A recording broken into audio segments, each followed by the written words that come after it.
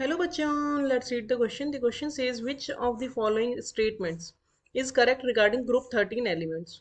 Option A, density increases down the group from barium to gallium and then decreases from up to thallium. Option B, boiling point of gallium is very high, 2676 Kelvin. Option C, boron is a soft non-metal.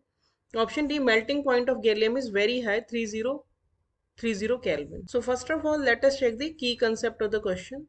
The key concept of this question is that the elements of group 13 are boron, aluminium, then gallium, then indium, then thallium. और ये जो चारों होते हैं they are metals, while boron जो होता है वो होता है अकेला नॉन मेटल.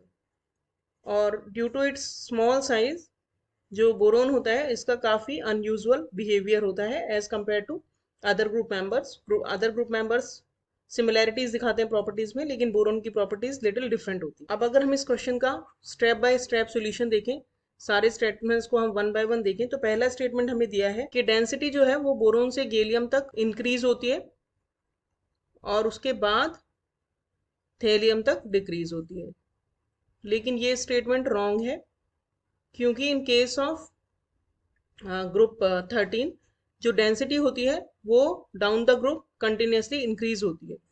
तो एल्यूमिनियम की ज़्यादा होती है, फिर गैलियम की होती है, फिर इंडियम की होती है और सबसे ज़्यादा होती है थेलियम की. तो ये रीज़न इसका ये होता है कि जब हम डेंसिटी क्या होती है, डेंसिटी होती है मास बाय वॉल्यूम. तो जब हम डाउन द ग्रुप जाते हैं boron to thallium in group 13, तो मास तो कंटिन्यूसली इंक्रीज होता है, लेकिन वॉल्यूम यानी कि साइज जो है वो कंटिन्यूसली इंक्रीज नहीं होता. या फिर हम यही कहें कि जितना मास में इंक्रीज होता है उतना वॉल्यूम में इंक्रीज नहीं हो पाता. इसी वजह से मास बाय वॉल्यूम का जो रेशियो है वो कंटिन्यूसली इंक्रीज होता है और डेंसिटी इंक्रीज होती है. तो स्टेटमेंट वन जो हो गया वो हो गया रॉन्ग स्टेटमेंट. दूसरा स्टेटमेंट हमें दिया है boiling point of gallium is very high. This is correct statement. जो गैलियम होता है इसमें कोहेसिव फोर्सेस वेरी स्ट्रांग होते हैं और लिक्विड फॉर्म में जब गैलियम पाया जाता है तो due to the strong cohesive forces इसका बॉइलिंग पॉइंट बहुत ही ज़्यादा होता है और बॉइलिंग पॉइंट की वैल्यू होती है 2676 केल्विन.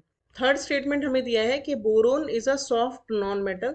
तो ये भी स्टेटमेंट गलत है, क्योंकि नॉन मेटल तो बोरोन होता है लेकिन वो बहुत ही हार्ड नॉन मेटल होता है. Due to small size it is a very hard non metal. तो थर्ड स्टेटमेंट भी हमारा रॉन्ग हो गया.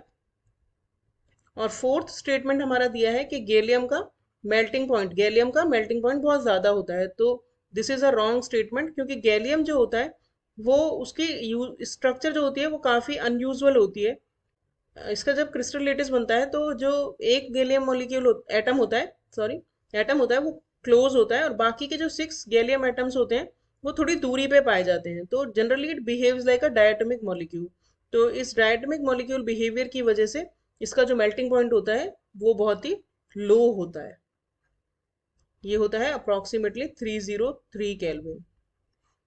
तो यानी कि हमारा स्टेटमेंट वन भी रॉन्ग हो गया, थ्री भी रॉन्ग हो गया और फोर भी रॉन्ग हो गया. तो करेक्ट स्टेटमेंट हो गया ऑप्शन बी.